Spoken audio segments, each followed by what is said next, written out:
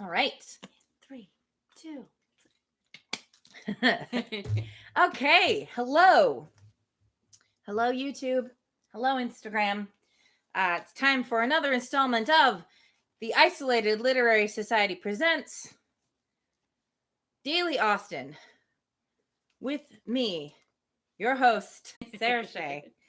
Host, producer, presenter, executive producer, showrunner. Okay. We will be. Oh, I forgot I was gonna do the thing where I started the video a little bit early. Oh yeah. So people had time to. I actually thought you did, and see. I thought they were like getting a view of me going back and forth between the I kitchen. totally forgot to do that, but it looks like there are a couple of people in. So anyway. I'm going to do a quick recap of where we've been to give people a little bit of time to get their YouTube notifications and hustle over here. Let's see. We are at present. We have just left the party at the Coles. Oh, Michelle said the notice came half an hour ago. Oh. That's weird. For Instagram or YouTube? For YouTube. Maybe because it's scheduled? No, it was scheduled at 6. I mean, unless I accidentally scheduled it, but it's not supposed to. I mean, the video doesn't automatically go live at the time you scheduled. So I would think you'd get a reminder at the time the video goes live, not at the time it's scheduled. But apologies for that. If I accidentally scheduled the video at the wrong time somehow. I don't know how it would have happened, but apologies for the notice not working. I guess then we don't have to wait for anybody else. I'm just gonna anyway, let's see. So the reminder came half an hour ago and then the live notice just came. Well, that must mean that I accidentally set the video time as being earlier. I don't know how I did that, but I apologize. Okay, so we've just been to the party at the Coles.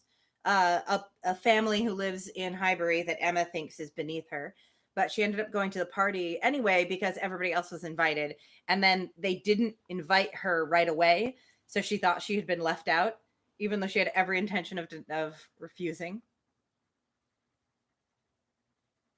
Huh, that's super weird.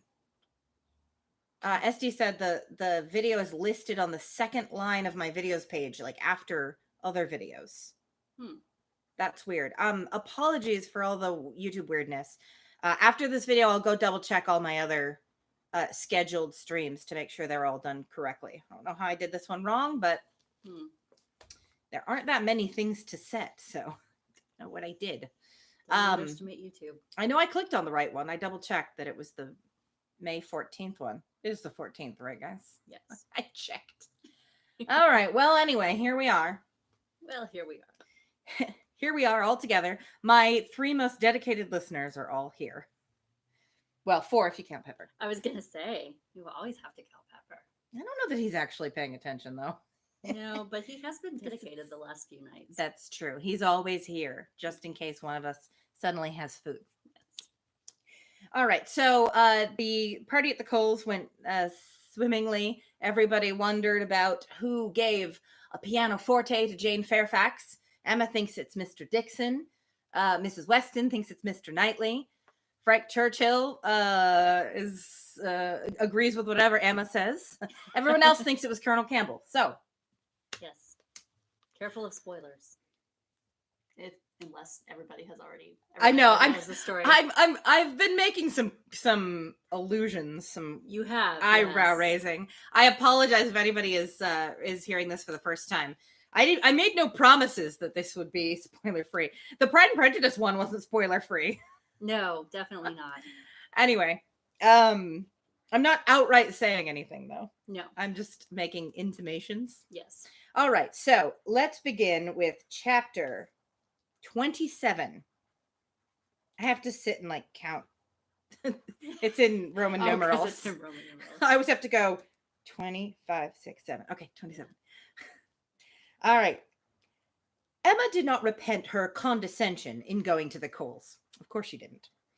The visit afforded her many. Oh, no. Oh, sorry. I just realized it was saying she did not repent her decision to go to the Coles, so that's good. The visit afforded her many pleasant recollections the next day, and she must have delighted the Coles, worthy people, who deserved to be made happy, and left a name behind her that would not soon die away. They must be so happy to have been condescended to by Emma. There we go. There's that word. Uh-huh. Perfect Such happiness. condescension. Such condescension. I mean, honestly, if it weren't for Mr. Knightley keeping her in check, I really think that Emma could have very easily grown up to be Lady Catherine Bird. Yeah. I mean, she's already practically insufferable. She's halfway there. Yeah. All right. Perfect happiness, even in memory, is not common, and there were 2 points on which she was not quite easy. She doubted whether she had not transgressed the duty of woman by woman in betraying her suspicions of Jane Fairfax's feelings to Frank Churchill. It was hardly right, but it had been so strong an idea that it would escape her, and his submission to all that she told was a compliment to her penetration, which made it difficult for her to be quite certain that she ought to have held her tongue. The other circumstance of regret related also to Jane Fairfax, and there she had no doubt. She did unfeignedly and unequivocally regret the inferiority of her own playing and singing. She did most heartily grieve over the idleness of her childhood, and sat down and practiced vigorously an hour and a half. She was then interrupted by Harriet's coming in, and if Harriet's praise could have satisfied her, she might soon have been comforted. "Oh, if I could but play as well as you and Miss Fairfax." "Don't class us together, Harriet. My playing is no more like hers than a lamp is like sunshine." "Oh, dear, I think you play the best of the two. I think you play quite as well as she does. I am sure I had much rather hear you. Everybody last night said how well you played." "Those who knew anything about it must have felt the difference. The truth is, Harriet, that my playing is just good enough to be praised, but Jane Fairfax's is much beyond it." "Well, I always shall think that you play quite as well as she does, and that if there is any difference, nobody would ever find it out. Mr. Cole said how much taste you had, and Mr. Frank Churchill talked a great deal about your taste, and that he valued taste much more than execution." "Ah, but Jane Fairfax has them both, Harriet." "Are you sure?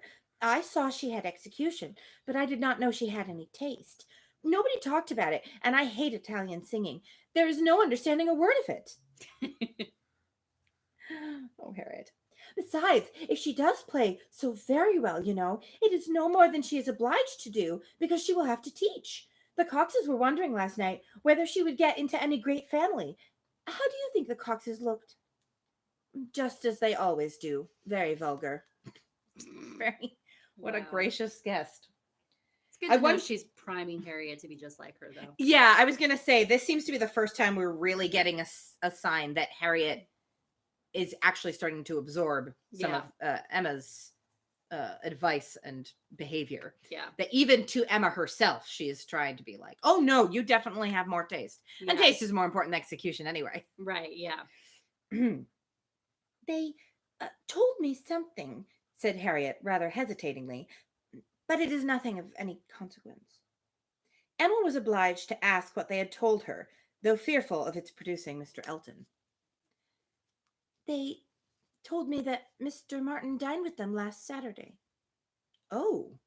"He came to their father upon some business, and he asked him to stay dinner."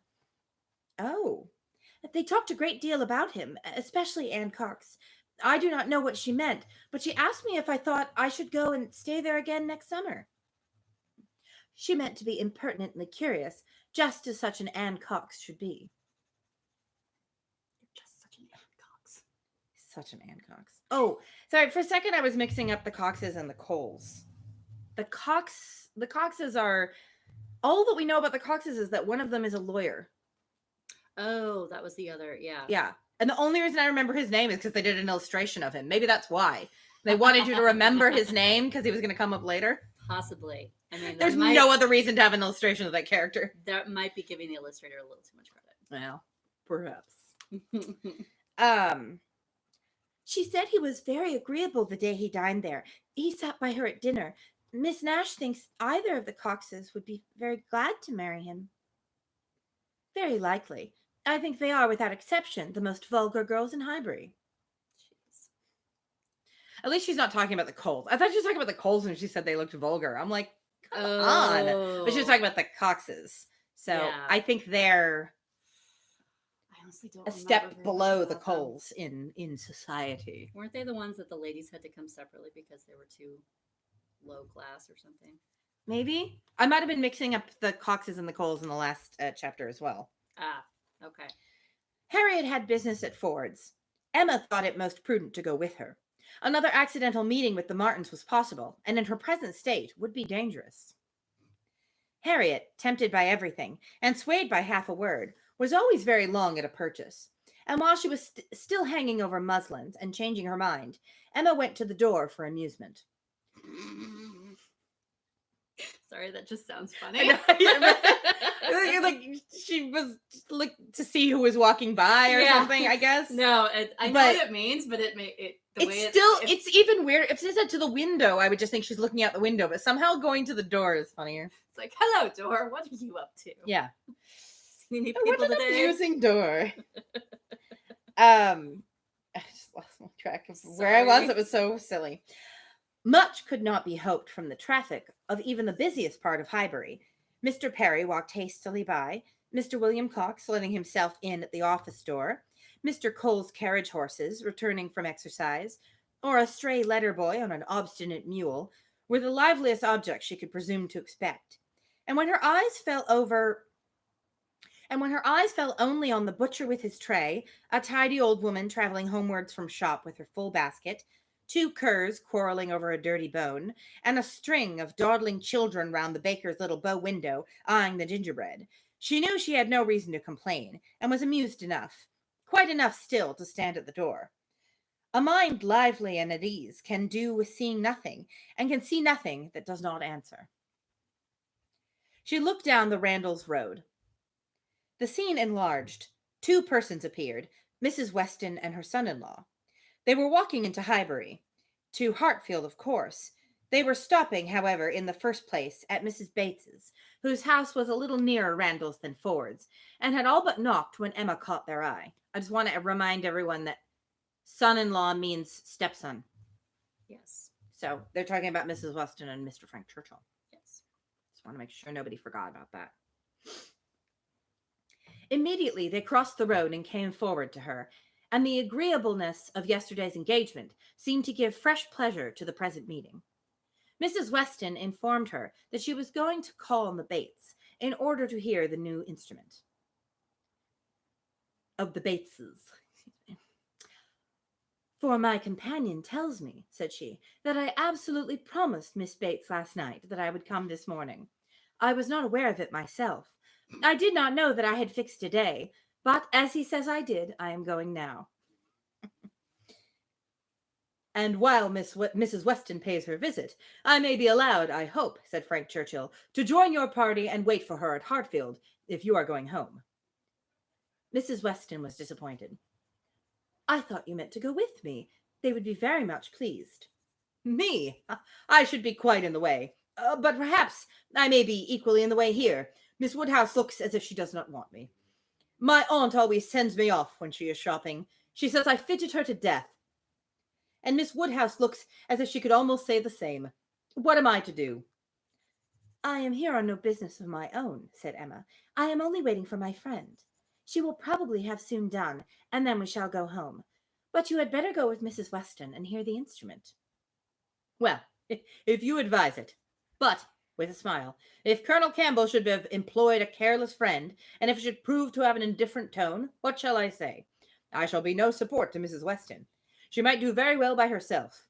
A disagreeable truth would be palatable through her lips, but I am the wretchedest being in the world at a civil falsehood. I do not believe any such thing, replied Emma. I am persuaded that you can be as insincere as your neighbors when it is necessary, but there is no reason to suppose the instrument is indifferent. Quite otherwise, indeed, if I understood Miss Fairfax's opinion last night. Do come with me, said Mrs. Weston. If it be not very disagreeable to you, it need not detain us long. We will go to Hartfield afterwards. We will follow them to Hartfield. I really wish you to call with me. It will be felt so great an attention, and I always thought you meant it." He could say no more, and, with the hope of Hartfield to reward him, turned with Mrs. Weston to Mrs. Bates's door.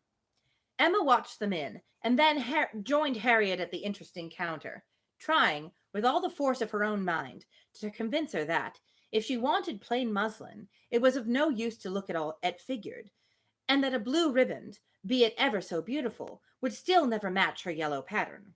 At last it was all settled, even to the destination of the parcel. "Should I send it to Mrs. Goddard's, mum?" asked Mrs. Ford. "Yes. No. Yes, to Mrs. Goddard's. Only my pattern gown is at Hartfield. No, you shall send it to Hartfield, if you please. But then Mrs. Goddard will want to see it, and I could take the pattern gown home any day. But I shall want the ribbon directly, so it had better go to Hartfield. At least the ribbon. You could make it into 2 parcels, Mrs. Ford, could you not?" "It is not worth while, Harriet, to give Mrs. Ford the trouble of 2 parcels." "No more it is. No trouble in the world, mum," said the obliging Mrs. Ford. "Oh, but indeed I should much rather have it only in one. Then, if you please, you shall send it all to Mrs. Goddard's. I do not know. No, I think, Miss Woodhouse, I may just as well have it sent to Hartfield, and take it home with me at night. What do you advise?" Oh gosh. Good old Harriet. Yep. "That you do not give another half-second to the subject. To Hartfield, if you please, Mrs. Ford." "Aye, that will be much best," said Harriet. "Oh, aye, that will be much best," said Harriet, quite satisfied. "I should not like at all to have it sent to Mrs. Goddard's." Voices approached the shop, or rather one voice and 2 ladies. Mrs. Weston and Miss Bates met them at the door. "My dear Miss Woodhouse," said the latter, "I am just run across to entreat the favor of you to come and sit down with us a little while, and give us your opinion of our new instrument. You and Miss Smith. How do you do, Miss Smith? Very well, I thank you. And I begged Mrs. Weston to come with me, that I might be sure of succeeding." "I hope Mrs. Bates and Miss Fairfax are—" "Very well, I am much obliged to you. My mother is delightfully well, and Jane caught no cold last night. How is Mr. Woodhouse? I am so glad to hear such a good account. Mrs. Weston told me you were here. Oh, then, said I must run across. I am sure Miss Woodhouse will allow me just to run across and entreat her to come in. My mother would be so very happy to see her, and now we are such a nice party as she cannot refuse." "Aye, pray do," said Mr. Frank Churchill. "Miss Woodhouse's opinion of the instrument will be worth having. But, said I shall be more sure of succeeding if one of you will go with me. Oh," said he, "wait half a minute till I have finished my job, for, would you believe it, Miss Woodhouse, there he is in the most obliging manner in the world, fastening in the rivet of my mother's spectacles. The rivet came out, you know, this morning, so very obliging, for my mother had no use of her spectacles, could not put them on, and by the use of her spectacles— Oh, and by the by, everybody ought to have 2 pairs of spectacles. They should indeed. Jane said so. I meant to take them over to John Saunders the first thing I did, but something or other hindered me all morning. First one thing, then another. There's no saying what, you know. At one time, Patty came to say she thought the kitchen chimney wanted sweeping. Oh, said I, Patty, do not come with your bad news to me. Here is the rivet of your mistress's spectacles out. Then the baked apples came home. Mrs. Wallace sent them by her boy. They are extremely civil and obliging to us, the Wallaces, always. I have heard some people say that Mrs. Wallace can be uncivil and give a very rude answer, but we have never known anything but the greatest attention from them. And it cannot be for the value of our custom now, for what is our consumption of bread, you know? Only 3 of us. Besides, dear Jane at present, and she really eats nothing, makes us such a shocking breakfast. You would be quite frightened if you saw it. I dare not let my mother know how little she eats, but I say one thing, and then I say another, and it passes off. But what the middle of the day she gets hungry, and there's nothing she likes so well as these baked apples, and they are extremely wholesome. For I took the opportunity the other day of asking Mr. Perry. I happened to meet him in the street. Not that I had any doubt before. I have so often heard Mr. Woodhouse recommend a baked apple. I believe it is the only way that Mr. Woodhouse thinks the fruit thoroughly wholesome. We have apple dumplings, however, very often. Patty makes an excellent apple dumpling. Well, Mrs. Weston, you have prevailed, I hope, and these ladies will oblige us. You, Mrs. Ford, I beg your pardon. I did not see you before. I hear you have a very charming collection of new ribbons in town. Jane came back delighted yesterday. Oh, thank you. The gloves do very well. Only a little too large about the wrist, but Jane is taking them in. What was I talking of? Recollect what I was talking of. Oh, my mother's spectacles. So very obliging of Mr. Frank Churchill. Oh, said he, I do think I can fasten the rivet. I like a job of this kind excessively. Which, you know, showed him to be so very... Oh, indeed, I must say that much I had heard of him before, and much as I had expected, he very far exceeds anything. I do congratulate you, Mrs. Weston, most warmly. He seems everything a fondest parent could... Oh, said he, I can fasten the rivet. I like a job of that sort excessively. Shall never forget his manner. And when I brought out the baked apples from the closet and hoped our friends would be so very obliging as to take some, oh, said he directly, there is nothing in the way of fruits half so good, and these are the finest looking home-baked apples I ever saw in my life. That, you know, was so very, and I am sure by his manner it was no compliment. Indeed, they are very delightful apples, and Mrs. Wallace does them full justice. Only we do not have them baked more than twice, and Mr. Woodhouse made us promise to have them done 3 times. But Miss Woodhouse will be so good as to not mention it. The apples themselves are the very finest sort for baking, beyond a doubt, all from Donwell, as some of Mr. Knightley's most liberal supply. He sent us a sack every year, and certainly there never was such a keeping apple anywhere as one of his trees. I believe there's 2 of them. My mother says the orchard was always famous in her younger days. But I was really quite shocked the other day, for Mr. Knightley called one morning, and Jane was eating these apples, and we talked about them, and said how much she enjoyed them, and he asked whether we are not got to the end of our stock. I am sure you must be, said he, and I will send you another supply, for I have a great many more than I can ever use. William Larkins let me keep a larger quantity than usual this year. I will send you some more, and they get before they get good for nothing.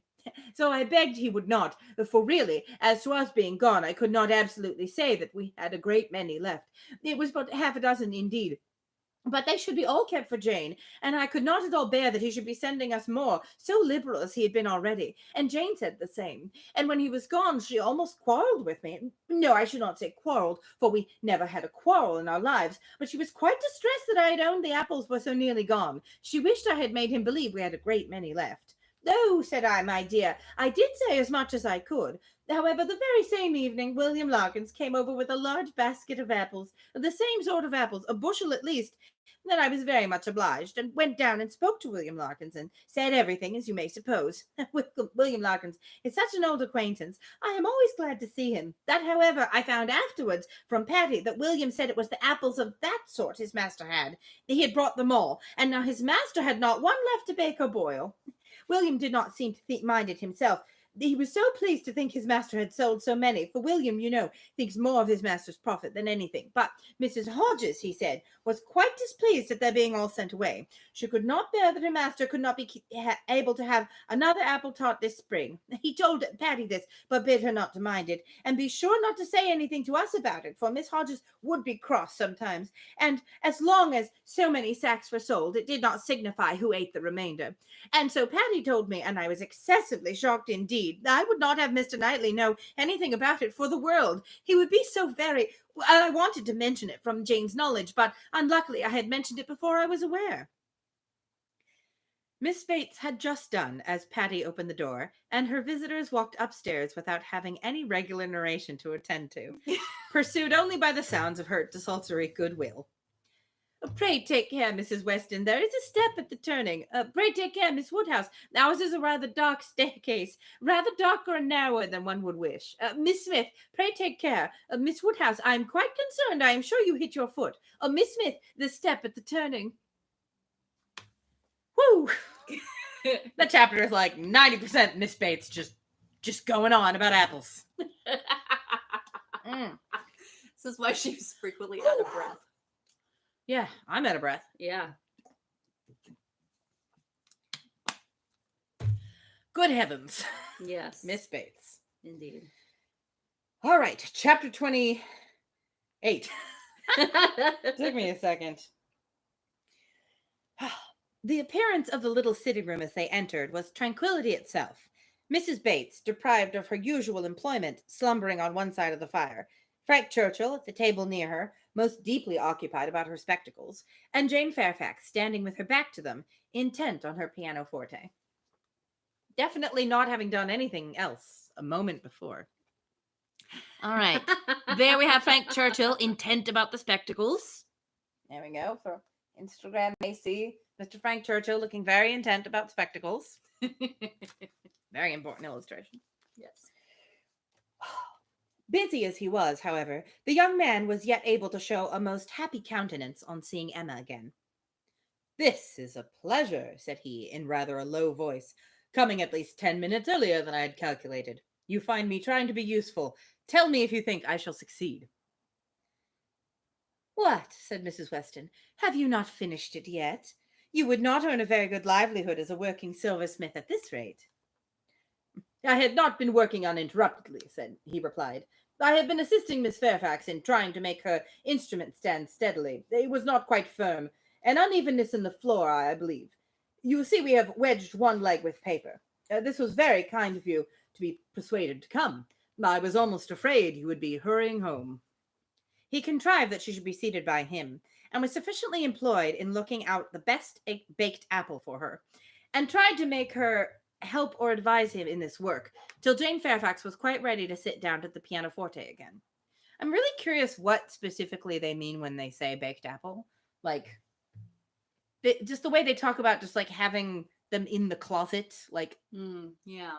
it doesn't seem like my idea of a baked apple would. Like, my idea of a baked apple, you would need to eat with a fork, and it would need to be like in a bowl, like it'd be all mushy. So I'm wondering if they're like dried apples. Possibly, or maybe just not baked that much. Enough to Well, make them mushy. she says they're twice baked though, and Oh. Mr. Woodhouse insisted they be 3 times baked. Oh. That's what makes me think maybe they mean dried apples. Yeah, maybe they are then. Dried by baking, but like It's rather okay, than okay. like a mushy, Yeah. sweet baked apple. That would make them keep longer too. Yeah, Although exactly. I know that people kept things in like cold cupboards. Right, so- yeah. She says, yeah, that just makes me think like this is not something recently prepared that they like and eaten right away, like you would need to do with what I think of as a baked apple. Anyway, Right, yeah. That's interesting. I think dried seems like the most likely thing, but also you wouldn't eat. Do you eat an entire? They're not talking about slices of apple. They're talking about like entire apples. Anyway, now I actually want to look that up and see what how people made baked apples in Regency England. At last Jane began, and though the first bars were feebly given, the powers of the instrument were gradually done full justice to. Mrs. Weston had been delighted before, and was delighted again. Emma joined her in all her praise, and the pianoforte, with every proper discrimination, was pronounced to be altogether of the highest promise. "Whoever Colonel Campbell might employ," said Frank Churchill with a smile to Emma, "the person has not chosen ill. I heard a good deal of Colonel Campbell's taste at Weymouth, and the softness of the upper notes, I am sure, is exactly what he, and all that party, would particularly prize. I dare say, Miss Fairfax, that he either gave his friend very minute directions, or wrote to Broadwood himself. Do you not think so?" Jane did not look around. She was not obliged to hear. Mrs. Weston had been speaking to her at the same moment. "It is not fair," said Emma in a whisper. "Mine was a random guess. Do not distress her." He shook his head with a smile, and looked as if he had very little doubt and very little mercy. Soon afterwards he began again. "How much your friends in Ireland must be enjoying your pleasure on this occasion, Miss Fairfax. I dare say they often think of you, and wonder which will be the day and the precise day of the instrument's coming to hand. Do you imagine Colonel Campbell knows the business to be going forward just at this time? Do you imagine it to be the consequence of an immediate commission from him, or that he may have sent only a general direction, an order indefinite as to time, to depend upon contingencies and conveniences?" He paused. She could not but hear, she could not avoid answering. "Till I have a letter from Colonel Campbell," said she in a voice of forced calmness, "I can imagine nothing with any confidence. It must be all conjecture." "Conjecture! Aye, sometimes one conjectures right, and sometimes one conjectures wrong. I wish I could conjecture how soon I shall make this rivet quite firm. What nonsense one talks, Miss Woodhouse, when hard at work, if one talks at all. Your real workmen, I suppose, hold their tongues, but we gentlemen labourers, if we get hold of a word— Now, Miss Fairfax said something about conjecturing. There, it is done. I have the pleasure, madam, to Mrs. Bates, of restoring your spectacles healed for the present. He was very warmly thanked both by mother and daughter. To escape a little from the latter, he went to the pianoforte, and begged Miss Fairfax, who was still sitting at it, to play something more. If you are very kind, said he, it will be one of the waltzes we danced last night. Let me live them over again. You did not enjoy them as I did. You appeared tired the whole time. I believe you are glad we dance no longer, but I would have given worlds, all the worlds one ever has to give, for another half hour. She played. What felicity it is to hear a tune again which has made one happy. If I mistake it not, that was danced at Weymouth. She looked up at him for a moment, colored deeply, and played something else. He took some music from a chair near the pianoforte, and turning to Emma, said, Here is something quite new to me. Do you know it? Kramer. And here are a new set of Irish melodies. That, from such a quarter, one might expect. This was all sent with the instrument. Very thoughtful of Colonel Campbell, was it not? He knew Miss Fairfax could have no music here. I honor that part of the attention particularly. It shows it to have been done so thoroughly from the heart. Nothing hastily done, nothing incomplete. True affection only could have prompted it. He seems like he's being such a dick. He like does. really rubbing it in that it was clearly Mr. Dixon. I love it. Yeah. Could you get the blinds? Oh, yeah, sure. The sun is beginning to do the thing. The thing. It has arrived at the point.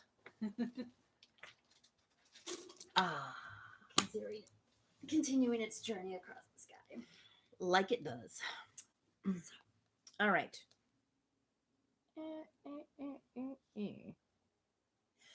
Emma wished he would be less pointed, yet could not help being amused.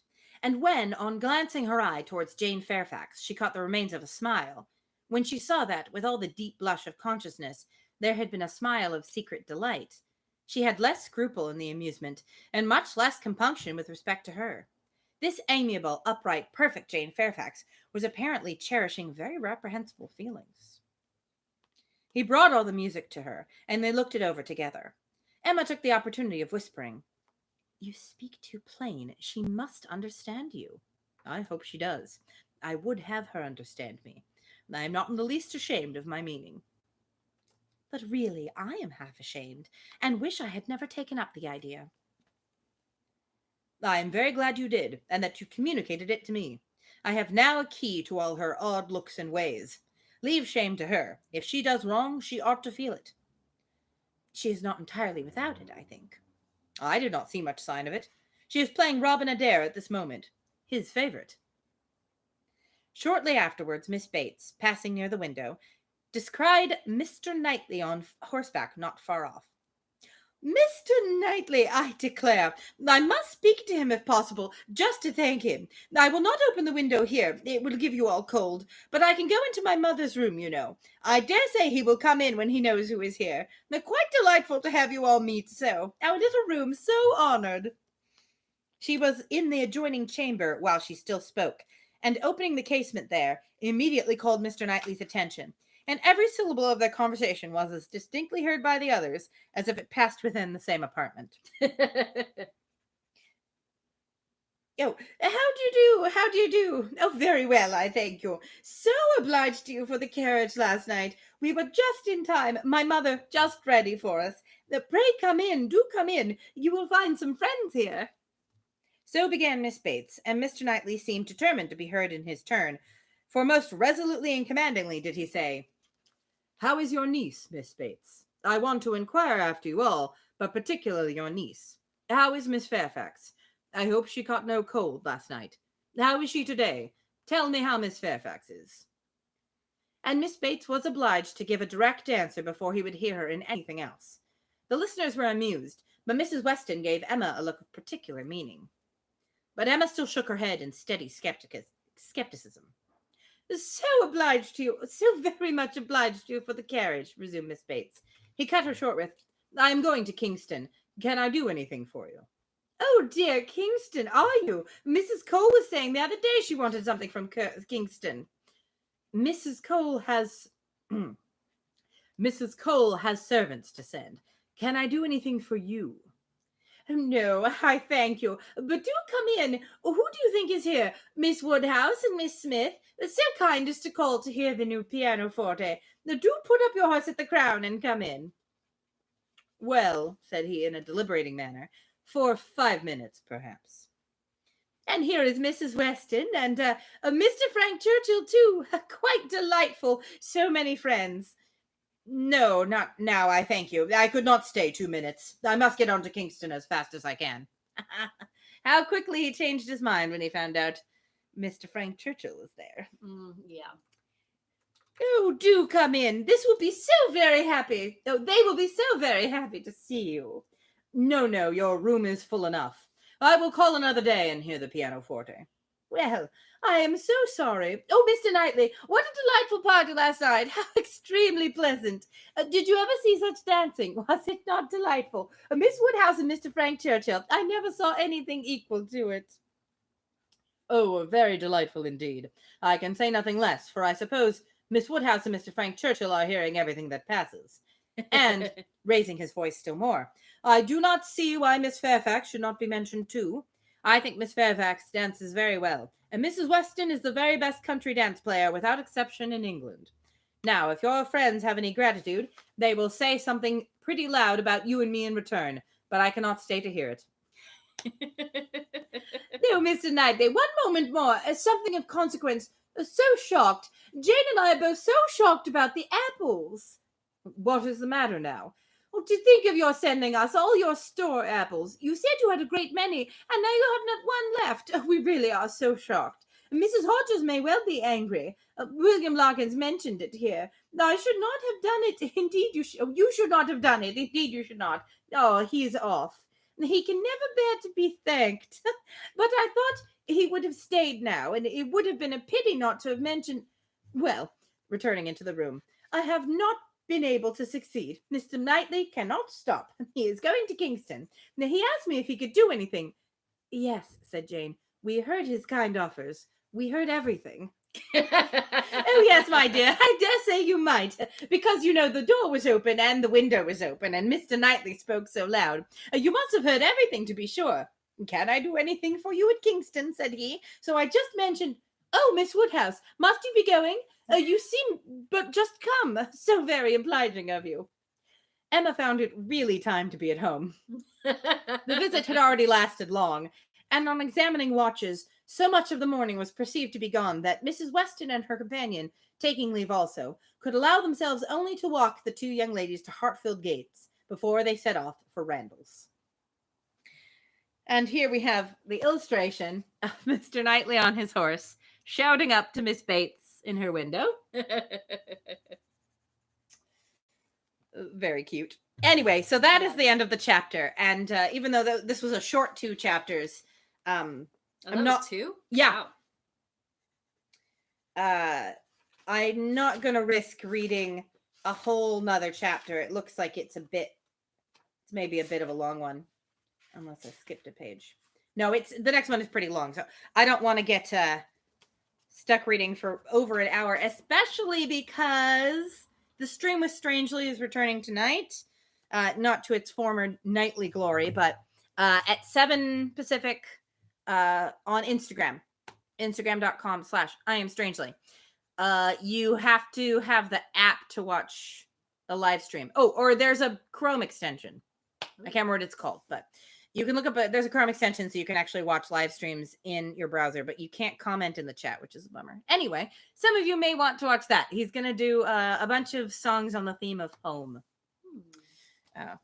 So I'll be there, and I hope I might see 1 or 2 of you there. So thank you for listening. We will be back tomorrow with another chapter or 2 of Jane Austen's Emma. Instagram, if you see this, hi, Zach. You can watch these streams on youtube.com/thesarahshay. All of the archive streams are there if you want to catch up on Emma and actually hear what happened in the previous chapters. So thanks, everyone, for watching, and I will see you again soon.